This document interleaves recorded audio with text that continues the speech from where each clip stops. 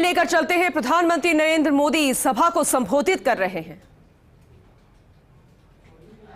भगवान ऋषभदेव की, आई माता की, बाबूजी महाराज की, चार भुजानाथ की, लक्ष्मीदास जी महाराज की, भारत माता की।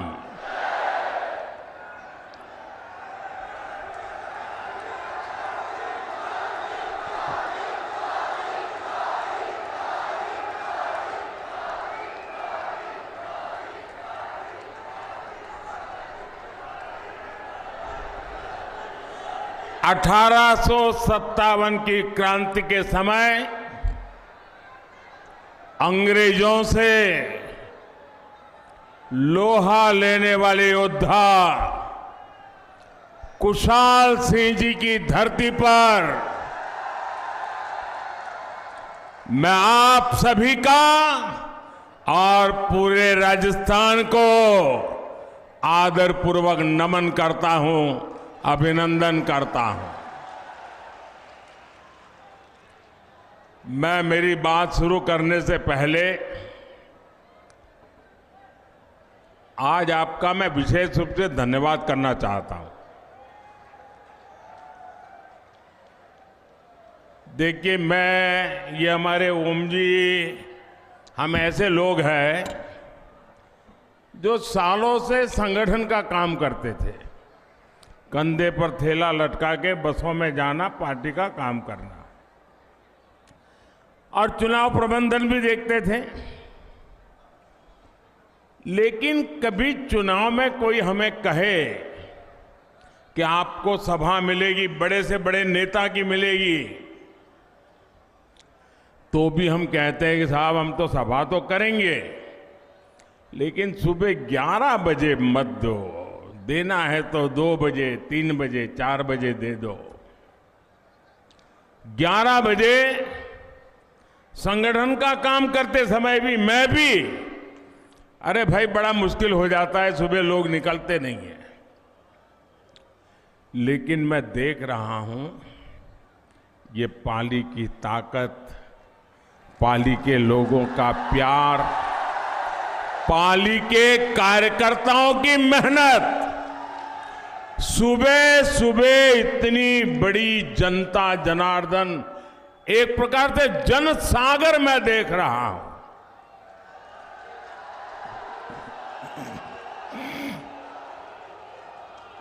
आप इतनी बड़ी तादाद में हम सबको आशीर्वाद देने के लिए आए हैं।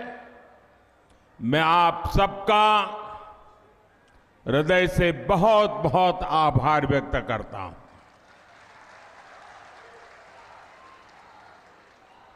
मैं जो पीछे मैं देख रहा हूं, जितने लोग पंडाल में हैं उससे ज्यादा लोग धूप में तप रहे हैं। आपको जो असुविधा हुई है, हमारी ये जो व्यवस्था छोटी पड़ गई है, और आपकी असुविधा के लिए भाजपा के कार्यकर्ता के नाते मैं सबसे पहले आप सबकी क्षमा मांगता हूं। जो लोग ये ताप में तप रहे हैं और बड़े धैर्य के साथ सभा को सुन रहे हैं, जो ताप में तप रहे हैं, उनको मैं विश्वास दिलाना चाहता हूं कि ताप, ये आपकी तपस्या कभी भी बेकार नहीं जाने दूंगा। मैं विकास करके उसे लौटाऊंगा। आपके लिए कल्याण योजनाएं लेकर के आऊंगा और आपकी इस तपस्या का मैं प्यार से उसकी कीमत चुकाऊंगा, ये मैं आपको वादा करता हूं। भाइयों बहनों, ये पाली ऐसा है कि जो कभी पाला बदलता ही नहीं है।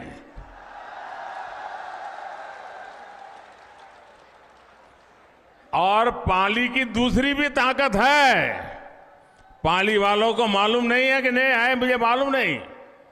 हिंदुस्तान में कहीं भी जाइए और खास करके मेरे गुजरात में जाके देखिए, कोई जिला ऐसा नहीं मिलेगा जो पाली वाला वहां भाजपा का झंडा लेके खड़ा न हो।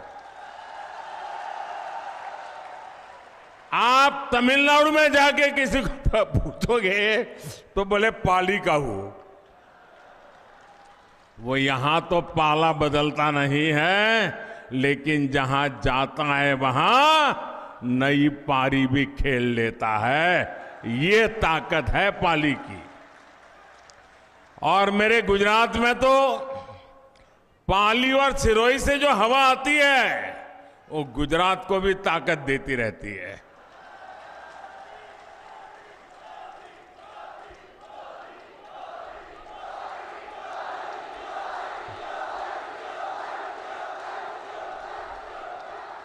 और मैं आज बड़े बड़े विश्वास से दो बात कह रहा हूं। पाली का भाजपा का कार्यकर्ता और सोजत की मेहंदी का रंग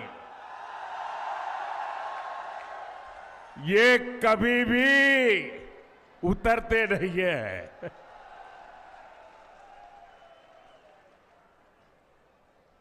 पाली के मेरे भाइयों बहनों, वाकई आज आपने दिल खुश कर दिया। मैं माताओं बहनों को विशेष प्रणाम करता हूं। माताओं बहनों को विशेष प्रणाम करता हूं क्योंकि राजस्थान में आमतौर पर माताएं बहनें इस प्रकार से बाहर कभी आती नहीं है। आज इतनी बड़ी तादाद में आई है। इतना ही नहीं, जब खाना पकाने का वक्त है तब वो राजस्थान का भविष्य बनाने के लिए आई हैं। और इसलिए खाना पकाना छोड़ करके राजस्थान का भाग्य बनाना, ये जब मेरी राजस्थान की माताएं बहनें करती है ना, तो राजस्थान का भविष्य उज्जवल है, ये निश्चित हो जाता है। माताओं बहनों को मेरा कोटि कोटि नमन। साथियों, मैं पिछले कुछ दिनों से राजस्थान में जहां जहां गया हूं, राजस्थान के लोगों को जहां जहां मिला हूं, एक स्वर से एक ही आवाज सुनाई दे रही है। हर कोई कह रहा है, जन जन की है यही पुकार, जन जन की है यही पुकार, जन जन की है यही पुकार। मेरे परिवारजनों, आज पूरा देश विकसित होने के लक्ष्य के लिए दिन रात मेहनत कर रहा है। भारत 21वीं सदी में जिस ऊंचाई पर होगा, उसमें राजस्थान की भूमिका बहुत बड़ी होगी, अवश्य होगी। और इसलिए राजस्थान में ऐसी सरकार जरूरी है जो राजस्थान के विकास को सर्वोच्च प्राथमिकता दे। दुर्भाग्य से पिछले 5 साल राजस्थान में जो कांग्रेस सरकार रही, उसने अपने लोगों को विकास में और पीछे धकेल दिया। यहां की कांग्रेस सरकार के लिए भ्रष्टाचार से बड़ा कुछ भी नहीं है। यहां की कांग्रेस के लिए परिवारवाद ही सब कुछ है। यहां की कांग्रेस सरकार तुष्टीकरण के अलावा कुछ नहीं सोचती। तुष्टीकरण की राजनीति का असर क्या होता है, इसको राजस्थान ने बीते 5 वर्षों में झेला है। कांग्रेस ने राजस्थान को दंगों में झोंक दिया। दंगों और आतंक की मानसिकता रखने वालों के हौसले बुलंद हो गए। सौहार्द की इस धरा पर ऐसी ऐसी घटनाएं हुई जिनके बारे में कभी कल्पना भी हम नहीं कर सकते थे। ऐसी विकृत मानसिकता वाली कांग्रेस को अच्छे से सबक सिखाना जरूरी है। सिखाओगे? सिर्फ पाली में ही सिखाओगे कि औरों को भी बताओगे? मेरे परिवारजनों, कांग्रेस और उसके घमंडिया गठबंधन की ये पहली हरकत नहीं है। सनातन को लेकर इन्होंने क्या क्या कहा है, ये पूरे देश ने देखा है। मेरी माताएं बहनों ने तो बहुत आक्रोश व्यक्त किया है। कांग्रेस और उसके साथी सनातन को खत्म करने का ऐलान कर रहे हैं और सनातन को खत्म करने का मतलब है राजस्थान की संस्कृति को खत्म करना। क्या ये करने देंगे आप? ये करने देंगे? ये कांग्रेस के कारनामे चलने देंगे? एक घमंडिया गठबंधन के करतूत मान्य करेंगे? साथियों, हम सब तो भली भांति जानते हैं, यहां जालोर जिले में कानीवाड़ा में हनुमान जी का प्राचीन मंदिर है। उस हनुमान जी के प्राचीन मंदिर में पीढ़ियों से दलित समाज के ही पुजारी होते हैं, भगवान की पूजा करते हैं और सब लोग जाकर के वहां आशीर्वाद लेते हैं, प्रसाद आरोग्य करते हैं। ऐसी प्रेरणादायी भूमि पर कांग्रेस के संरक्षण में दलितों को निशाना बनाया जा रहा है। आप देखिए, महिलाओं और दलितों को लेकर ये कैसी कैसी भाषा का उपयोग कर रहे हैं। कुछ दिन पहले ही बिहार में घमंडिया गठबंधन के एक नेता, वो वहां के मुख्यमंत्री हैं, उन्होंने दलित समाज के एक पूर्व मुख्यमंत्री के लिए ऐसी अभद्र भाषा बोली, ऐसी अभद्र भाषा बोली, कोई सामान्य नागरिक भी बातचीत में भी ऐसा नहीं बोल सकता। वो विधानसभा के फ्लोर पर बोल रहे थे। ये है घमंडिया गठबंधन। क्यों गालियां दी? क्योंकि वो पूर्व मुख्यमंत्री अति पिछड़े दलित परिवार से आते हैं, इसलिए उनकी बेइज्जती करने में उनको आनंद आता है। उन्होंने तो पाप किया, लेकिन कांग्रेस के एक भी नेता उसके मुंह से ये गलत हुआ है, ऐसा नहीं होना चाहिए, ये बताने का भी विवेक नहीं है। दलितों के खिलाफ अत्याचार करने वालों को देखकर कांग्रेस आंखों पर पट्टी बांध लेती है। यहां राजस्थान में 5 वर्ष तक दलित परिवारों के साथ हुए अत्याचार पर कांग्रेस ने यही किया है। साथियों, जब से महिलाओं को आरक्षण देने वाला कानून नारी शक्ति वंदन अधिनियम पारित हुआ है, तब से इन्होंने महिलाओं के विरुद्ध अभद्र अभियान छेड़ दिया है। घमंडिया गठबंधन के नेताओं ने कैसी कैसी आपत्तिजनक टिप्पणियां हमारी माताओं बहनों के लिए की है। बिहार के मुख्यमंत्री ने तो विधानसभाओं में महिलाओं के प्रति घोर अपमानजनक शब्दों का प्रयोग किया है। लेकिन मजाल है कि कांग्रेस के किसी भी नेता ने कोई आवाज उठाई हो। और यही कांग्रेस का असली चेहरा है, जिसे राजस्थान के लोग पहचान गए हैं। साथियों, महिला विरोधी कांग्रेस कभी महिलाओं का कल्याण नहीं कर सकती, कभी महिलाओं की सुरक्षा नहीं कर सकती।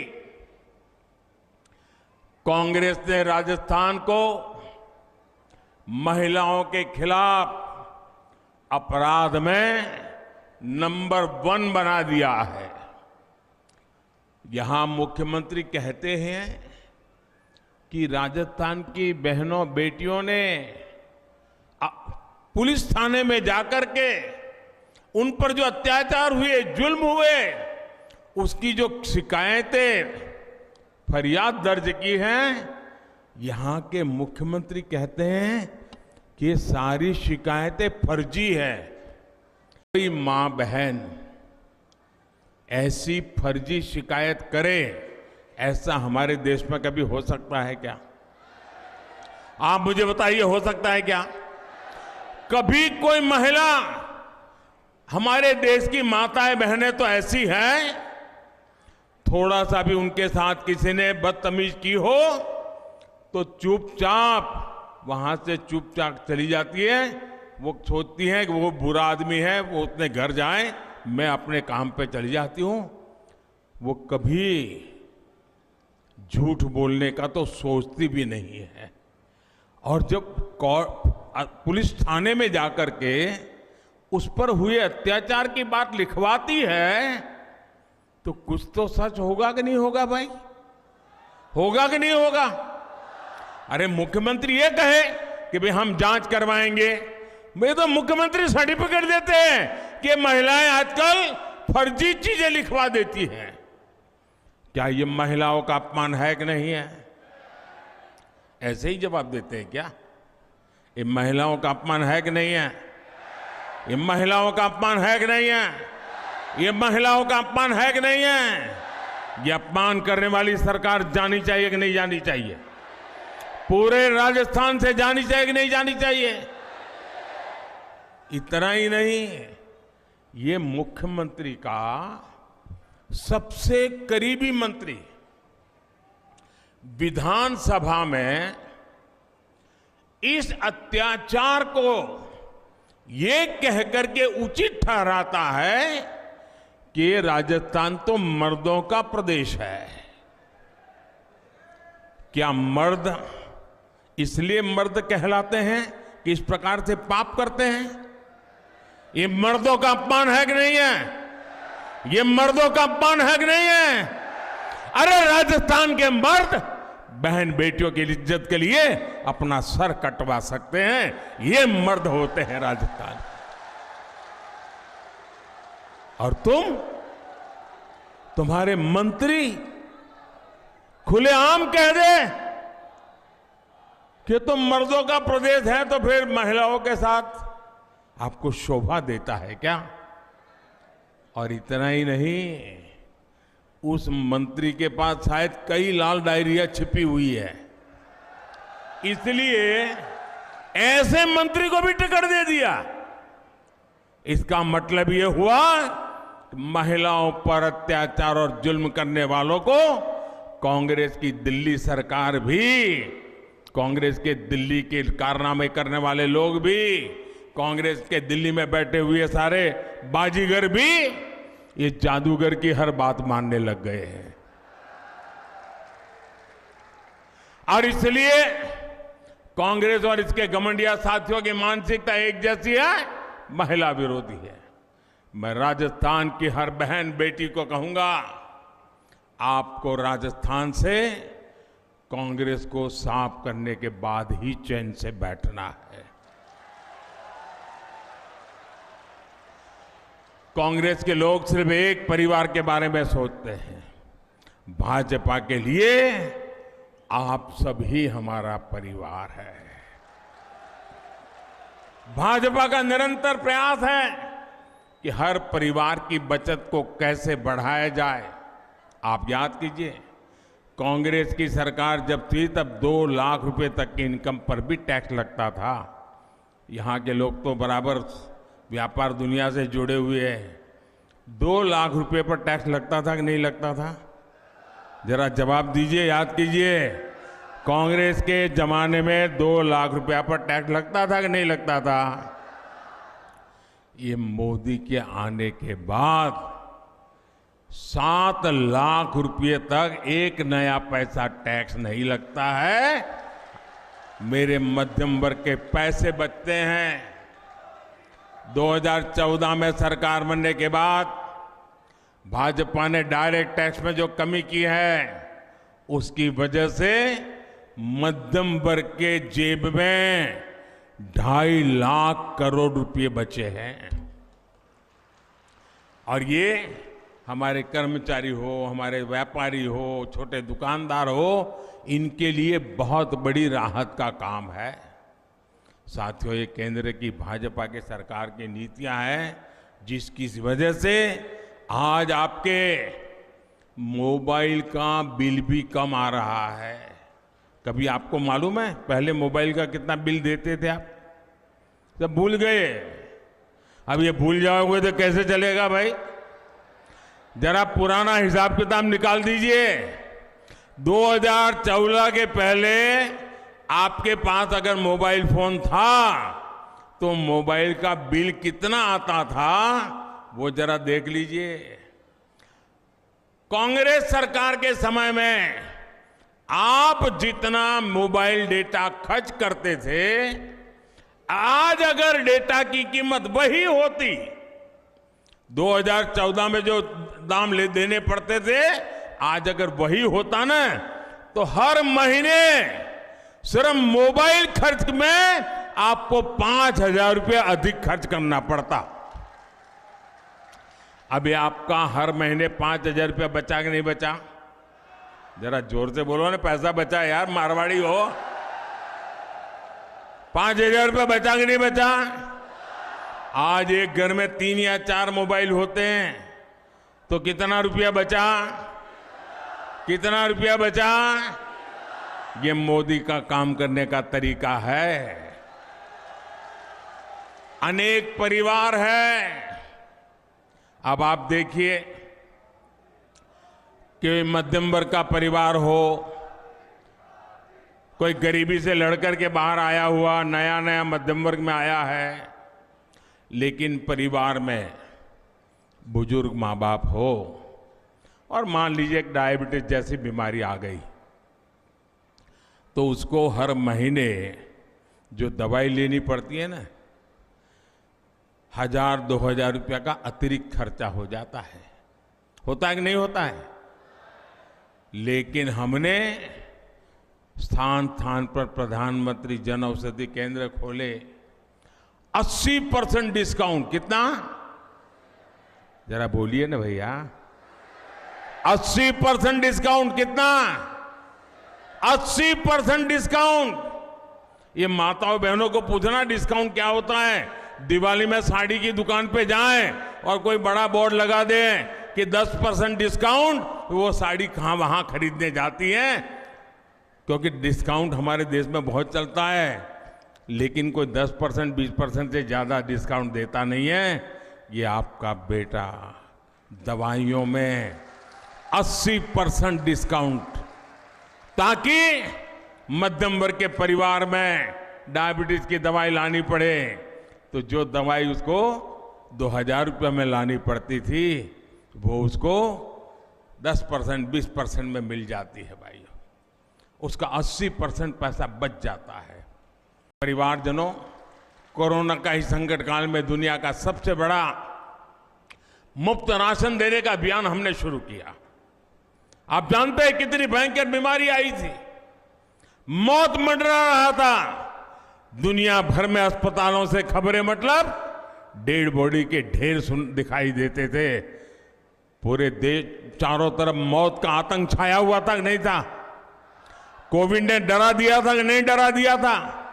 कब घर में मौत आकर के दरवाजे पर खटखटाएगी, डर लगता था कि नहीं लगता था? बेटा भी मां की सेवा के लिए उसके कमरे में नहीं जा पाता था, मां भी बेटे की सेवा नहीं कर पाती थी। हर किसी को लगता था कहीं कोरोना हो जाए। और उस समय बाहर भी सारा काम बंद हो गया था, लोग भी अपने अपने घर वापस चले आए थे, तब ये आपका बेटा सोता नहीं था। ये आपका बेटा दिन रात जागता था और तब मैंने तय किया था, कुछ भी हो जाए, कुछ भी हो जाए, कितनी ही मुसीबत क्यों ना आए, खजाना खाली क्यों ना हो जाए, लेकिन किसी भी घर का चूल्हा बुझने नहीं दूंगा। किसी गरीब मां को आंसू बहाने के लिए मजबूर नहीं होना पड़ेगा, कोई बेटा भूख से नहीं सोएगा। मुझे बताइए, हम तो राजस्थान के लोग हैं, पानी की एक प्याऊ भी कर देना तो भी लोग कहते हैं पुण्य का काम किया। कहते कि नहीं कहते? आज भी लाखा बंजारा को याद करते हैं कि नहीं करते हैं? और किसी को थाली भर दें, संकट के समय भी उसको मुफ्त में खाना मिल जाए तो आशीर्वाद देता है कि नहीं देता है? आशीर्वाद देता है कि नहीं देता है? पुण्य मिलता है कि नहीं मिलता है? ये काम पुण्य का किया है कि नहीं किया है? ये पुण्य किसको मिलता है? ये पुण्य किसको मिलता है? ये पुण्य किसको मिलता है? ये पुण्य किसको मिलता है?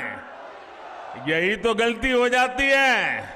ये पुण्य मोदी को नहीं मिलता है, ये पुण्य आपको मिलता है, क्योंकि आपने एक वोट देकर के मोदी को बिठाया है।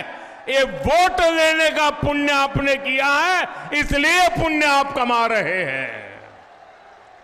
ये पुण्य जो जमा हो रहा है ना आपका, वो एक वोट की ताकत है जिसके कारण पुण्य जमा हो रहा है। आज दिसंबर महीने में योजना पूरी होने वाली थी, लेकिन ये पुण्य का काम है, पवित्र काम है।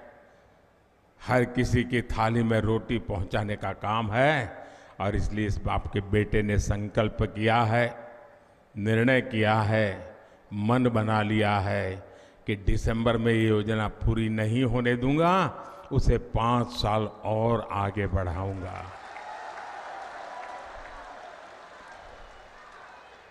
लेकिन कांग्रेस के भ्रष्ट लोगों ने इसमें भी भ्रष्टाचार का मौका खोज लिया। मेरे परिवारजनों, राजस्थान सरकार की लूट का एक और उदाहरण पेट्रोल की कीमत है। आप देखिए, राजस्थान के अड़ोस पड़ोस के राज्य, राजस्थान का पड़ोसी यूपी है, राजस्थान का पड़ोसी हरियाणा है, राजस्थान का पड़ोसी गुजरात है, वहां भाजपा की सरकारें हैं। वहां पेट्रोल 97 रुपये प्रति लीटर मिलता है, 97। लेकिन कांग्रेस की राजस्थान सरकार गुजरात, उत्तर प्रदेश, हरियाणा से 12-13 रुपया पेट्रोल एक लीटर का ज्यादा लेती है, महंगा पेट्रोल बेचती है और कट की कंपनी चलाती है। और इसके कारण राजस्थान में लगातार कीमतें बढ़ रही है। मैं आज राजस्थान को वादा करता हूं, मैं गारंटी देता हूं, 3 दिसंबर के बाद भाजपा सरकार बनेगी तो उसके बाद पेट्रोल डीजल की कीमतों की समीक्षा की जाएगी। इससे गरीब और मिडिल क्लास परिवारों को बहुत राहत मिलेगी। मेरे परिवारजनों, जहां जहां भाजपा की डबल इंजन सरकार है, वहां वहां केंद्र की हर योजना तेजी से जमीन पर उतरती है, या फिर भाजपा की राज्य सरकारें अपना भी कुछ उसमें जोड़ करके देती है। जहां जहां भाजपा सरकारें हैं, वहां पीएम किसान सम्मान निधि के 6,000 रुपये के साथ भाजपा की राज्य सरकार भी अपनी तरफ से 6,000 किसानों को और जोड़ करके देती है।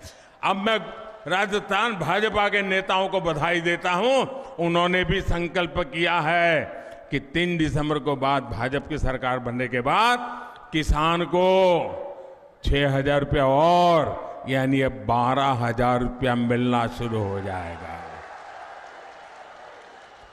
लेकिन भाइयों बहनों, किसान विरोधी, गरीब विरोधी कांग्रेस सरकार आपके हित में ऐसा कोई फैसला ले ही नहीं सकती है।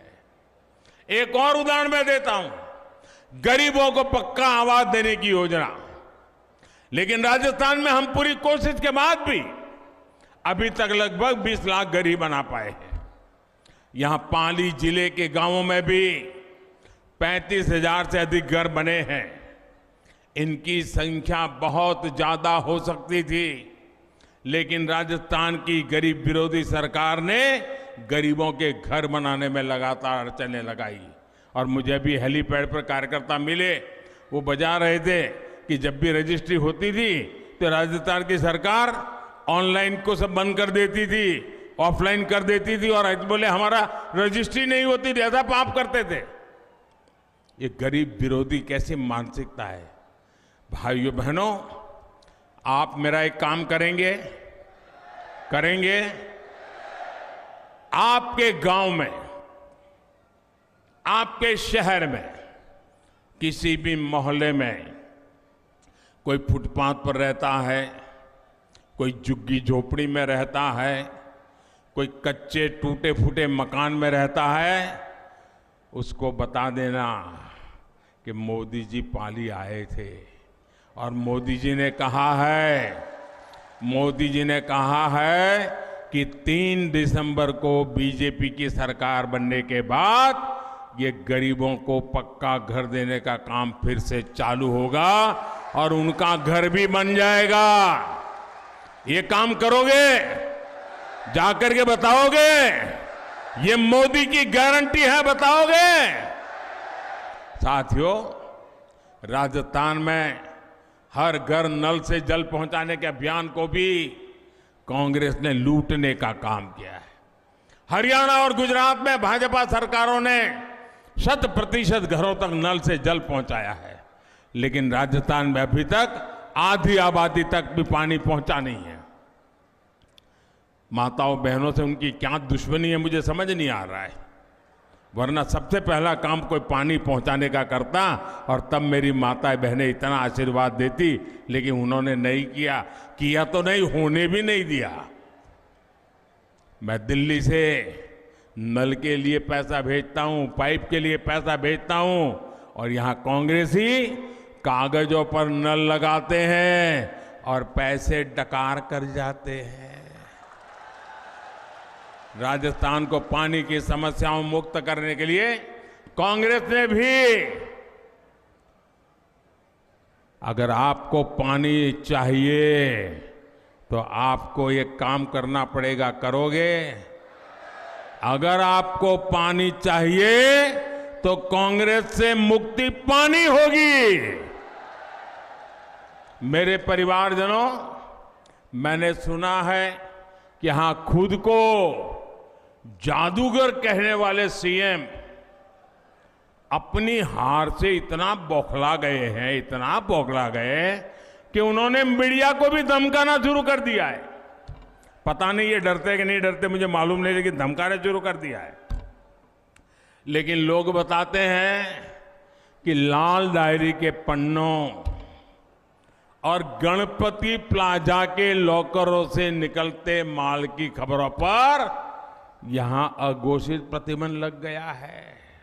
छप ही नहीं रहा है, टीवी पे नहीं आ रहा है। अचानक क्या हो गया भाई? मीडिया को दबा करके इनसे झूठी खबरें लेकर जुड़ी जो खबरें हैं वो छापो मत, और झूठी खबरें छापो, ये खेल कर रहे हैं गहलोत जी। अरे जिनकी नैया को जनता ने डुबाने का ठान लिया है वो कांग्रेस पैसे देकर अखबारों में फर्जी लहर चलवा रही है, और जादूगर साहब आपका जादू, आपकी काली कमाई के सच को दबा नहीं सकता है। ये पाप से आपको बचा नहीं सकता है।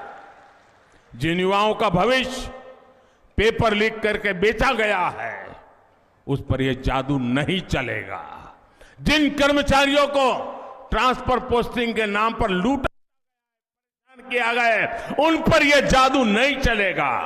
मेरे परिवारजनों, कांग्रेस सरकार ने पाली समेत पूरे राजस्थान को अपने हाल पर छोड़ दिया है। कांग्रेस सरकार के डूलमुल रवैये के कारण पाली शहर की स्थिति भी खस्ता हाल है। आप लोगों को आए दिन प्रदर्शन करना पड़ता है, मोर्चे निकालने पड़ते हैं, संघर्ष करना पड़ता है, लेकिन कांग्रेस के नेताओं ने कभी इसकी परवाह नहीं की। अब कांग्रेस के ऐसे नेताओं को सबक सिखाने का समय आ गया है। साथियों, पाली आस्था और आध्यात्म का केंद्र है। यहां हमारी विरासत से जुड़े अनेक महत्वपूर्ण स्थान हैं, इसलिए यहां पर्यटन को लेकर अनेक संभावनाएं हैं। आपको याद होगा कि हाल ही में मैं पाली जिले को राजस्थान की पहली हेरिटेज ट्रेन की सौगात मिली है। मारवाड़ जंक्शन रेलवे स्टेशन से कामली घाट के बीच राजस्थान की पहली हेरिटेज ट्रेन शुरू की गई है। विस्टाडोम एक ऐसी कोच वाली ये ट्रेन देशी विदेशी पर्यटकों को आपके जिले में लेकर आएगी। ये ट्रेन राजस्थान के मिनी कश्मीर कही जाने वाले गोरम घाट के खूबसूरत नजारों को दुनिया के पर्यटन मानचित्र पर लाकर के रखेगी। यहां की रोड और रेल कनेक्टिविटी पर भाजपा सरकार बल दे रही है। अमृत भारत स्टेशन योजना के तहत पाली मारवाड़, सोजत रोड, सोमेश्वर और रानी रेलवे स्टेशनों का आधुनिकीकरण किया जा रहा है। Marwar Delhi Mumbai dedicated freight corridor से जुड़ा है। इससे इस पूरे क्षेत्र में टूरिज्म और इंडस्ट्री दोनों को बहुत लाभ होगा। महसाणा बठिंडा गुरदासपुर गैस पाइपलाइन ये शुरू होने से घरों में चूल्हे तक गैस की पाइपलाइन आ जाएगी माताएं बहनें, और गैस सस्ता भी हो जाएगा, और इससे यहां के उद्योगों को भी लाभ होगा। साथियों, पाली जिले ने तो हमेशा भाजपा को भरपूर प्यार दिया है, और इसलिए मैं आपके पास वोट मांगने नहीं आया हूं। आप वो लोग हैं जिनसे कुछ मांगना ही नहीं पड़ा है। आपने कभी देने में कमी नहीं रखी है। मैं तो आया हूं मेरे पाली के सभी परिवारजनों को निमंत्रण देने के लिए कि 3 दिसंबर के बाद भाजपा की सरकार का शपथ होगा, उस शपथ समारोह में आने के लिए निमंत्रण देने आया हूं। क्या बोलना है? क्या बोलना है? जरा दोनों हाथ ऊपर करके मुट्ठी बंद करके बोलते रहना है आपको। बोलेंगे? पूरी ताकत से बोलेंगे। दोनों हाथ ऊपर करके, पीछे जो खड़े हैं वो भी। तो मैं शुरू करता हूं। बंद करो तुष्टीकरण की दुकान, बंद करो तुष्टीकरण की दुकान, दंगाइयों का काम तमाम, भ्रष्टाचार पर लगे लगाम, पेपर माफिया की मिटे नामो निशान, बहन बेटियों का बढ़ेगा मान। आपकी हिम्मत और हौसला देख करके मुझे पक्का लगता है कि हर कोने से कांग्रेस गई। अच्छा, मेरा एक काम करोगे? मेरा एक काम करोगे? ऐसे नहीं, जरा जोर से बोलो तो बताऊं मैं। हाँ? करोगे? चुनाव वाला काम नहीं है, फिर भी करोगे? ये चुनावी खतरा वाला कोई कुछ नहीं है, सीधा सीधा काम है। करोगे? मेरा पर्सनल काम है, करोगे? पक्का करोगे? अच्छा, तो एक काम करना, घर घर जाना, हर परिवार को कहना कि अपने मोदी जी पाली आए थे और अपने मोदी जी ने आपको राम राम कहा है। ये मेरा राम राम पहुंचा दोगे? हर घर में मेरा प्रणाम पहुंचा दोगे? हर घर में मेरा नमस्ते पहुंचा दोगे? जब आप हर परिवार में मेरा राम राम पहुंचाओगे ना, मेरा प्रणाम पहुंचाओगे ना, मेरा नमस्ते कहोगे ना, तो वो पूरा परिवार मुझे आशीर्वाद देगा, पूरा परिवार मुझे आशीर्वाद देगा। और जब आशीर्वाद मिलते हैं ना, तो मुझे एक नई औषधि मिल जाती है। जब आशीर्वाद मिलते हैं तो मुझे नई ऊर्जा मिल जाती है। अगर आशीर्वाद मिलते हैं तो आपकी आकांक्षाएं पूरी करने की ताकत आ जाती है। जब आशीर्वाद मिलते हैं तो दिन रात दौड़ने का हौसला बुलंद हो जाता है। और इसलिए हर परिवार में जाना होगा, राम राम कहना होगा। कहेंगे कहेंगे बोलो भारत माता की, भारत माता की, भारत माता की।